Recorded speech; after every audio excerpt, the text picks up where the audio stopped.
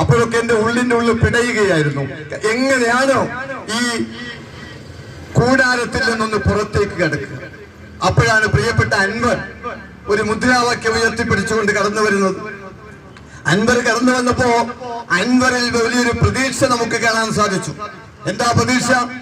എല്ലാം ത്യജിക്കാനുള്ള തന്റെ ഇടം, എല്ലാം തന്റെ സമൂഹത്തിന് വേണ്ടി ത്യജിക്കാനുള്ള തന്റെ ഇടം ഉയർത്തിപ്പിടിച്ചുകൊണ്ട് കടന്നു വന്ന അൻവറിൽ ഒരു നേതാവിനെ ദർശിക്കാൻ എനിക്ക് സാധിച്ചു. അൻവർ ഏറ്റെടുത്ത മുദ്രാവാക്യമാണിത്. അതുകൊണ്ട് തന്നെ ആസേതു ഹിമാചലം എന്ന് ഞങ്ങൾ പറയുന്നില്ല.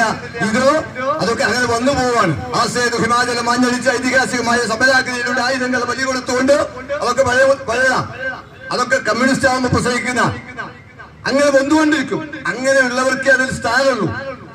അതുകൊണ്ട് ഈ ദൈവത്തിന്റെ സ്വന്തം നാട്ടിൽ ഈ പ്രസ്ഥാനം ക്ലച്ച് പിടിക്കുമെന്ന കാര്യത്തിൽ ആർക്കും ഒരു സംശയം വേണ്ട.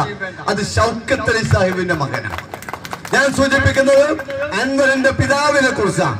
ഒരുപക്ഷെ ഇക്കൂട്ടത്തിൽ 1 or 2 പേരൊഴികെ അൻവറിന്റെ പിതാവുമായി ബന്ധപ്പെട്ടവരുണ്ടാവില്ല എന്നെനിക്ക് തോന്നുകയാണ്. ഞാൻ അൻവറിന്റെ പിതാവിന്റെ കൂടെ PV ഷൗക്കത്ത് അലി സാഹിബിന്റെ കൂടെ പ്രവർത്തിച്ചിട്ടുണ്ട് മലപ്പുറം ജില്ലയിൽ. എന്ന് പറഞ്ഞാൽ ഞാനൊരു യുവാവല്ല, 65 വയസ്സ്.